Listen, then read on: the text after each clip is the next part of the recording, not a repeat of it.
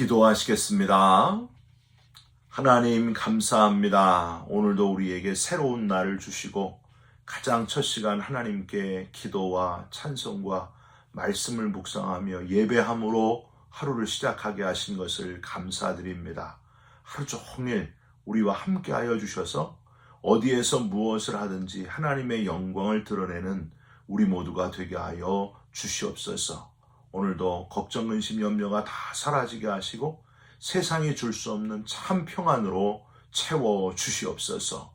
예수 그리스도의 이름으로 기도 올리옵나이다. 아멘.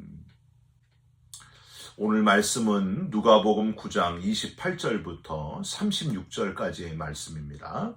이 말씀을 하신 후 8일쯤 되어 예수께서 베드로와 요한과 야고보를 데리고 기도하시러 산에 올라가사 기도하실 때에 용모가 변화되고 그 옷이 휘어져 광채가 나더라.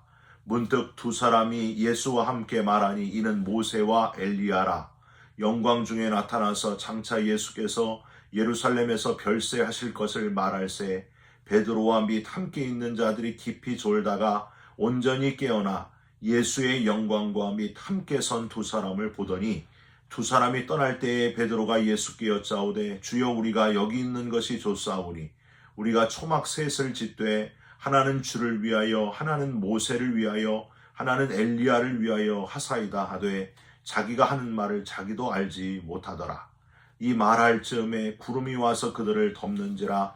구름 속으로 들어갈 때에 그들이 무서워하더니 구름 속에서 소리가 나서 이르되 이는 나의 아들 곧 택함을 받은 자니 너희는 그의 말을 들으라 하고 소리가 그침에 오직 예수만 보이더라.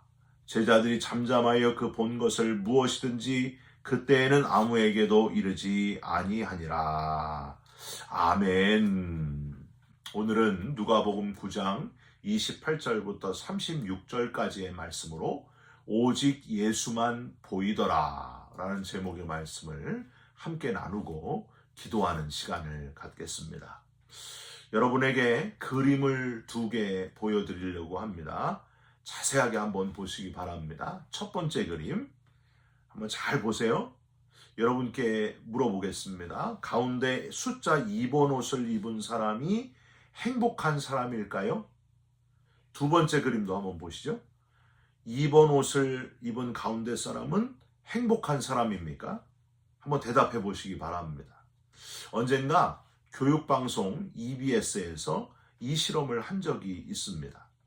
가운데 있는 사람은 행복한 사람입니까? 하는 질문에 서양 사람의 대답과 동양 사람의 대답이 전혀 달랐다 하는 사실을 여러분 아십니까? 서양 사람은 첫 번째 그림이나 두 번째 그림이나 똑같이 가운데 2번 셔츠를 입은 사람은 행복한 사람입니다 하고 대답을 했는데 동양 사람은 전혀 달랐습니다. 첫 번째 그림에 2번 티셔츠 입은 사람은 행복한 사람이지만 두 번째 그림에 2번 셔츠를 입은 사람은 행복한 사람이 아니다, 행복하지 않다라고 대답을 했습니다. 여러분 왜 대답이 이렇게 전혀 달랐을까요? 나 혹은 너 각 개인에게 집중되어 있는 서양 사람은 주변 사람과 상관없이 그 사람 개인이 행복하면 행복한 사람이다 라고 생각을 하지만 동양 사람은 다르다는 겁니다. 개인보다는 공동체 서로 간의 관계에 집중되어 있어서 동양 사람은 아무리 그 개인이 행복해 보여도 그 주위의 사람들의 표정을 살펴보고 그 주위에 있는 사람들과 함께 더불어 행복해야 행복한 사람이다 라고 여긴다는 사실입니다. 제 둘째 딸이 오래간만에 집에 왔길래 이 두 그림을 보여주고 물어봤습니다. 2번 셔츠를 입은 중간에 있는 사람이 행복한 사람일까? 하고 물어봤더니 첫 번째 그림이나 두 번째 그림 똑같이 행복한 사람 맞아 이렇게 대답을 했습니다. 저와 집사람은 동양 사람이고 이 둘째 딸은 미국 사람이구나 하는 생각이 들었습니다. 여러분 저와 여러분의 관점이 개인도 아니고 이런 서로 간의 관계도 아니고 첫 번째 관점, 첫 번째 기준이 오직 예수님이라면 주님께서 얼마나 기뻐하시겠습니까? 여러분 꼭 그렇게 되시기를 주님의 이름으로 부탁드립니다. 오직 예수께 집중하는 진짜 그리스도인으로 살아가시기를 주님의 이름으로 축원드립니다. 어느 신앙이 독실한 화가가 예수님을 전하기 위해서 도자기 그릇에 정성껏 최후의 만찬을 그려 넣었습니다. 도자기도 잘 만들었지만 도자기 안에 그려진 최후의 만찬, 예수님의 최후의 만찬 그림은 너무나도 정교하고 아름다웠습니다. 어느 날 화가의 친구가 이 화가집을 방문했는데 도자기 그릇에 그려진 이 최후의 만찬을 보고서 놀라움을 감추지 못했습니다. 우와, 이 멋진 그릇을 보니까 진짜 놀랍군. 최후의 만찬이 이렇게 금빛 그릇에 담기니 최고의 그릇이 되었네. 그려. 이 테두리의 장식들 좀 봐. 자네 이걸 만드느라고 얼마나 고생을 했나. 이거 팔면 어마어마한 돈이 되겠구만. 화가는 이야기를 듣고 실망을 감출 수 없는 얼굴로 친구를 배웅한 다음에 그 몇 달을 걸쳐서 만든 그 그릇을 던져가지고 깨트려 버렸다 하는 겁니다. 여러분 이유가 뭐였을까요? 주인공이신 예수님이 드러나는 그런 그릇을 만들고 싶었는데 그 테두리나 아름다운 장식이 예수님보다 더 드러났기 때문입니다. 화가는 보잘것없는 새 도자기에 오직 예수님만 드러나도록 다시 그림을 그려서 완성했다 하는 그런 이야기입니다. 저와 여러분의 삶이 이 화가와 같을 수 있으면 좋겠습니다. 주인공을 놓치지 않는 그리스도인, 내가 가진 달란트를 가지고 오직 주님만을 드러내면서 살아가는 성숙한 그리스도인 되시기를 주님의 이름으로 부탁드립니다. 여러분 벌써 2월 중순입니다. 성탄절 송구영신 예배 드린 때가 엊그제 같은데 벌써 한 달 반이나 훅 지나갔습니다. 참 빨리 지나가는 시간 속에서 세월을 아끼면서 지혜로운 그리스도인의 삶을 살아갔으면 좋겠습니다. 여러분, 어제 2월 15일은 무슨 날이었을까요? 프레지던트 데이 하루 전날이었습니다. 공휴일 하루 전날이었습니다. 이렇게 대답하시는 분은 그동안 열심히 일해가지고 피곤해서 쉬고 싶은 그런 분이실 겁니다. 어제는 바로 변모 주일이었습니다. 트랜스피규레이션 선데이라고 하는데 예수님께서 그 용모가 변하시고 영광 중에 모세와 엘리야를 만나는 그 기이한 순간을 기억하면서 기념하는 그런 주일이었습니다. 그림 한번 보실까요? 작년이나 재작년에 제가 이 그림을 보여드린 것 같은데 이거 누가 그렸을까요? 라파엘로 산치오가 그린 그리스도의 변모라는 제목의 그림입니다. 줄리아노 드 메레치의 서자인 지울리오 드 메데체는 1516년 피렌체 추기경 재직 시에 라파엘로로 하여금 나르본 성당의 대형 제단장식 그림으로 바로 그리스도의 변모를 의뢰를 했습니다. 그래서 화가 라파엘로는 이 작품을 그리기 시작했지만은 건강상의 이유로 완성하지 못하고 세상을 떠나게 됐고요. 그 후에 그의 제자인 로마노가 완성했던 작품입니다. 여러분 너무나 신비롭지 않습니까? 라파엘로는 주인공이신 예수 그리스도께 모든 관심이 집중되도록 아주 신경 써서 이 그림을 잘 그렸다고 합니다. 여러분 이 그림을 보시면서 모든 관심이 예수님께 지금 집중되십니까? 주님이 주인공 되시는 이 작품처럼 저와 여러분의 인생도 오직 예수님이 주인공 되심으로 인해서 걸작품 인생이 되셨으면 좋겠습니다. 최선을 다해 예수님을 그림으로 그려내면 주님이 주인공 되시는 인생을 사는 걸까요? 과연 어떻게 해야 내 삶이 주님이 주인공 되시는 인생이 될 수 있을까요? 첫 번째로 주인공 되시는 예수님의 관심이 어디 있는지를 깨닫고 저와 여러분의 관심도 주님과 같은 곳에 있으시기를 주님의 이름으로 부탁드립니다. 여러분 오늘 우리가 누가복음을 읽으셨는데 누가의 눈을 통한 예수님의 가장 중요한 관심은요. 바로 누구든지 다 구원받을 사람이다. 즉 구원의 대상에는 제한이 없다 하는 것이었습니다. 유대인만의 하나님이 아니고 하나님은 언어, 인종, 성별, 국적, 경제적 차이를 다 초월하신 모든 이들의 하나님이시다. 다 구원받을 대상이다 하는 것을 누가는 강조하고 싶었습니다. 여러분 아시겠지만 이 변모 사건, 변화산 사건이라고 하기도 하는데요. 이 사건은 마태복음 17장 1절에서 8절, 마가복음 9장 2절에서 8절하고 동일 본문을 이루고 있습니다. 그런데 누가복음의 변모 사건은 마태복음의 변모 사건과는 차이가 있다는 걸 여러분 아십니까? 마태복음은 주로 유대인을 대상으로 쓰여졌기 때문에 청중이 유대인들이에요. 그래서 마태는 예수님이 변모하면서 모세와 함께 나타난 엘리야를 보는 관점이 누가하고는 달랐습니다. 마태는 그저 율법의 대표는 모세이고 엘리야는 선지자의 대표다. 그럼 그렇게 해석을 했는데 누가복음뿐만이 아니라 사도행전까지 기록한 이 누가는 누가복음과 사도행전에서 유일하게 예수님의 승천과 성령 강림의 이야기를 기록하면서 엘리야는 유대인뿐만이 아니라 모든 이방인까지 아우르는 그 예표가 되는 인물이다. 그것을 밝히고 있습니다. 엘리야는 이방인 여인 사르밧 과부의 그 문제를 해결해 주었을 뿐만이 아니라 죽음을 보지 않고 불말과 불병거를 타고 하나님 곁에 가게 된 사람이었기 때문에 엘리야 이야기의 모형에 맞추어서 예수 그리스도의 승천하심과 성령 강림을 전달하고자 했던 사람입니다. 그래서 누가복음과 사도행전을 읽는 독자들이 예수 그리스도를 율법에만 사로잡힌 모세 중심, 유대인 중심의 하나님이 아니고 모든 이들을 다 포괄하는 엘리야 같은 분이 바로 우리 예수님이시다. 예수님은 온 인류의 구원자이시다. 세계 모든 곳곳에 복음이 전해지기를 원하면서 바로 이 표현을 했다고 하는 겁니다. 엘리야처럼 예수님은 모든 사람들이 구원받기를 원하신다. 그게 누가복음에 담겨져 있다는 거예요. 여러분 이 누가의 메시지대로 이 세상에 복음을 듣지 않아도 되는 사람, 십자가, 예수님의 십자가가 필요하지 않는 사람은 한 사람도 없다 하는 것을 기억하시기를 바랍니다.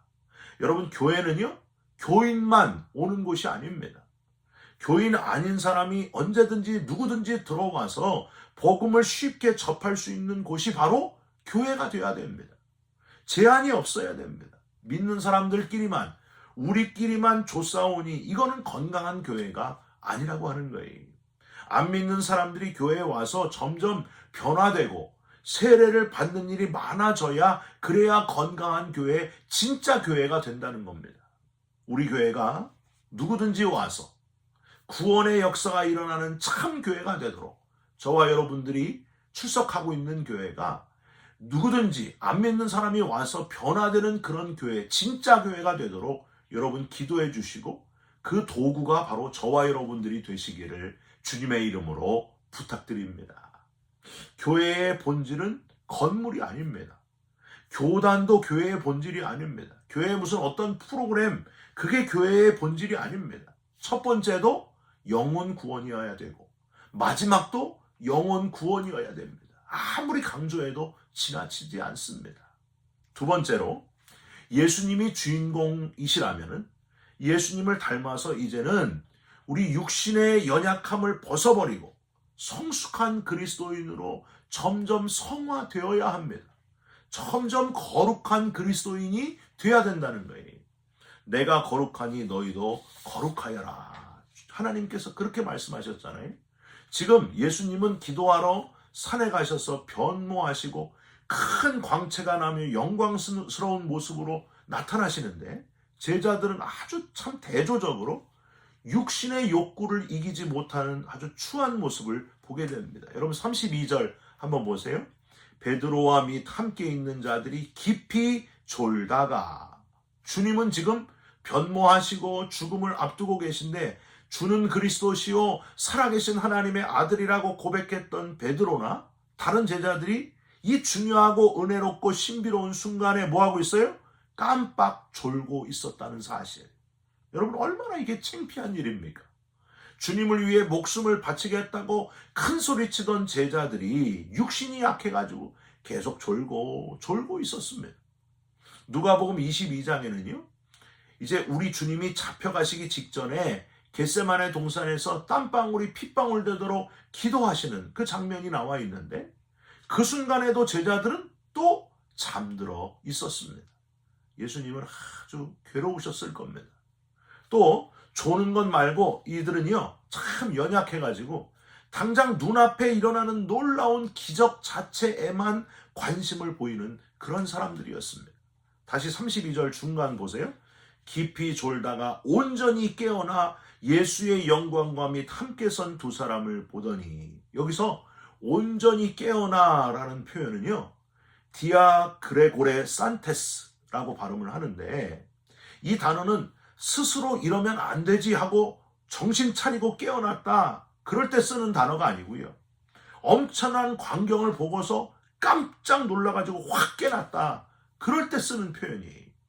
눈앞에 펼쳐진 이 놀라운 광경, 주님과 모세와 엘리야의 모습, 희고 광채가 나는 그 휘황찬란한 모습에 크게 확 놀라가지고 일어났다 하는 겁니다. 여러분, 예수님께서 살아계실 때 내가 사흘 만에 살아나리라 그렇게 강조하셨는데, 그걸 들은 도마가 뭐라고 했어요? 나는 내 손에 주님의 손 못자국을 만져보기 전에는 나는 믿을 수 없다. 그 옆구리를 만져보기 전에는, 창자국을 만져보기 전에는 나는 도저히 믿을 수 없겠다. 여러분, 우리 인간이 이렇게 연약하고 의심 많고 눈에 뭔가 보여주어야만 믿을까 말까 하는 그런 연약한 존재라고 하는 겁니다. 결정적인 순간에 조는 것 말고, 눈으로 보는 것만 믿고 놀라는 것 말고 또 다른 아주 연약한 모습이 있는데, 이렇게 놀라운 기이한 현상을 본 베드로가 33절에 뭐라고 제안합니까? 두 사람이 떠날 때에 베드로가 예수께 여짜오되 주여 우리가 여기 있는 게 좋사오니 우리가 초막셋을 짓되 하나는 주를 위하여 하나는 모세를 위하여 하나는 엘리야를 위하여 하사이다 하되 자기가 하는 말을 자기도 알지 못하더라. 엉뚱하게도 지금 이곳이 특별한 장소인 것 같으니, 주님께서 변모하신 아주 특별 장소이니 여기 초막을 지읍시다. 여기가 명당입니다.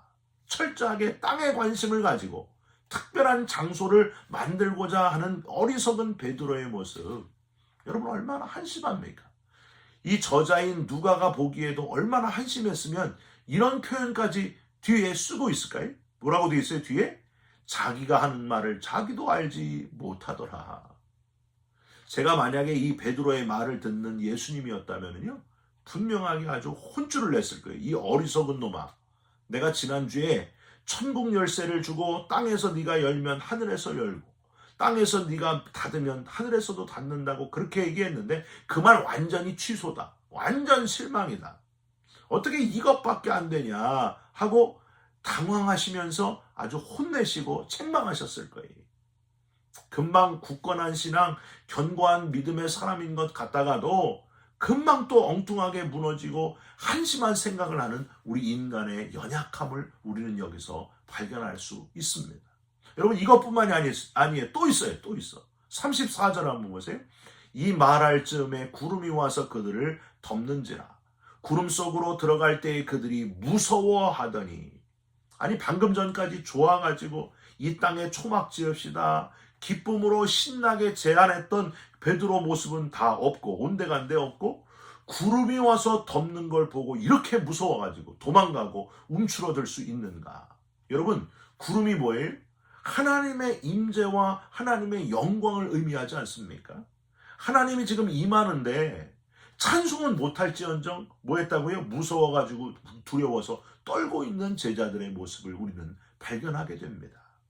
사랑하는 성도 여러분, 이렇게 연약하고 금방 약해지고 엉뚱하고 어리석고 두려워하는 그런 인간들이었음에도 불구하고 이들을 제자 삼아서 사용해 주신 것이 바로 하나님의 은혜였다고 하는 거예요. 하나님의 은혜밖에는 이걸 표현할 길이 없습니다.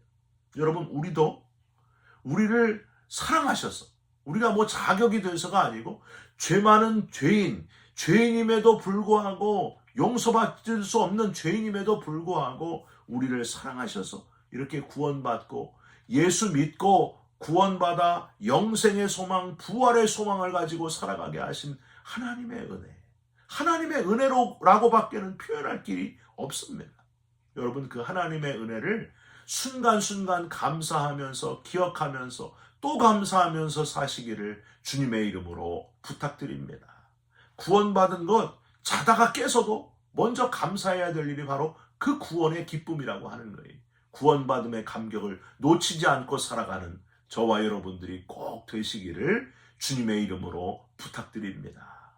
잠을 이기지 못하고 기적과 기사에만, 눈에 보이는 것에만 민감한 연약한 제자들, 여기 초막 짓고 사는 게 좋다고 제안했다가 금방 자기가 하는 말이 뭔지도 모르는 그런 인간, 구름에 덮이게 되니 두려워가지고 무서워하는 우리 이 인간들하고는요, 너무나 다르게 이제 하나님의 아들이신 예수 그리스도께서는 영광의 모습으로, 왕의 모습으로 즉위하시는 모습을 보게 됩니다. 35절, 구름 속에서 소리가 나서 이르되 이는 나의 아들 곧 택함을 받은 자니 너희는 그의 말을 들으라 하고. 사랑하는 성도 여러분, 주님께서 영광스러운 왕의 모습으로 저와 여러분의 삶 속에 임재하시고 우리들 가운데 즉위하시기를 사모하면서 사시기를 주님의 이름으로 부탁드립니다. 임마누엘, 하나님이 우리와 함께 하시는 것, 우리 속에 임하시는 것,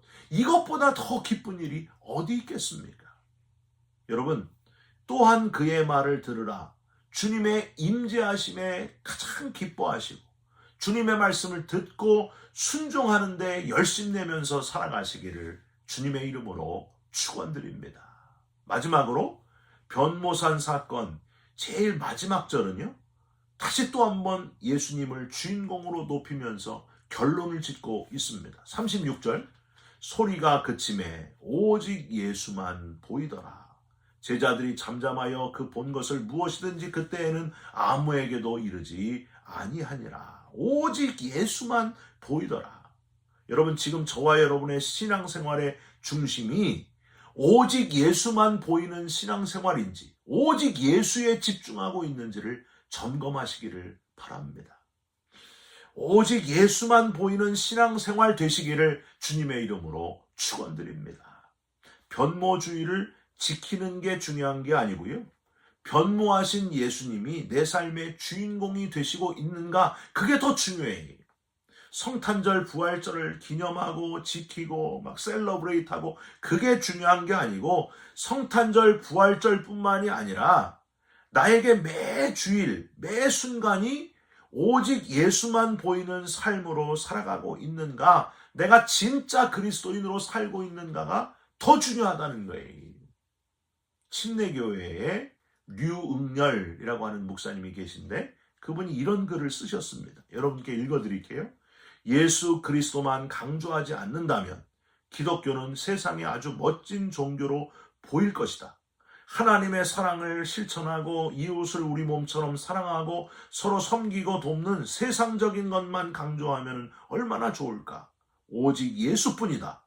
예수 없는 구원은 없다. 이 구호만 삭제해버리면 기독교인이 받아야 할 비난, 싸워야 할 가장 중요한 영적 전쟁은 한순간에 사라질 것이다. 그러나 오직 예수뿐이라는 믿음을 포기하는 순간 생명을 살리는 기독교의 복음은 고등한 윤리나 철학으로 전락하게 될 것이다. 예수만이 유일한 구원의 길, 이렇게 외치는 게 쉬운 일이 아니다. 예수의 십자가와 부활의 복음 다음에 따라오는 것은 영광스러운 멸관이 아니라 핍박과 고난이기 때문이다. 사랑하는 성도 여러분, 예수 믿기만 하면 부자가 되고 늘 행복하고 기쁘고 즐겁고 그러면 얼마나 좋겠습니까? 근데 그게 아니라는 거예요. 핍박과 고난이 오는 것이 당연한 것이라는 거예요. 핍박과 고난이 있을지라도 오직 예수님의 십자가와 부활이 선포되고 오직 예수만 보이는 그리스도인, 저와 여러분이 바로 그런 참 그리스도인의 삶을 살아가시기를, 오직 예수만 보이면서 살아가시기를 주님의 이름으로 축원드립니다. 기도하겠습니다. 하나님, 오직 예수만 보이는 교회 되기를 원합니다. 하나님, 오직 예수만 보이는 성도가 되기를 원합니다. 우리가 가는 곳마다 주님의 관심이 내 관심이 되게 하시고 점점 더 성숙한 그리스도인으로 성화되게 하여 주시옵소서. 핍박과 고난이 올지라도 오직 예수만 보이게 되는 참 그리스도인의 삶을 살아가게 하여 주시옵소서. 예수 그리스도의 이름으로 기도 올리옵나이다. 아멘. 하늘에 계신 우리 아버지여, 이름이 거룩히 여김을 받으시오며 나라가 임하시오며 뜻이 하늘에서 이룬 것 같이 땅에서도 이루어지이다. 오늘 우리에게 일용할 양식을 주옵시고 우리가 우리에게 죄진 자를 사하여 준 것 같이 우리 죄를 사하여 주옵시고 우리를 시험에 들게 하지 마옵시고 다만 악에서 구하옵소서. 나라와 권세와 영광이 아버지께 영원히 있사옵나이다. 아멘. 사랑하는 성도 여러분, 오직 예수님께 집중하는 그리스도인 되시기를 주님의 이름으로 부탁드립니다. 핍박과 고난이 와도 잘 견뎌내면서 오직 예수님 붙드시기를 주님의 이름으로 부탁드립니다. 여러분 사랑합니다. 축복합니다. 감사합니다.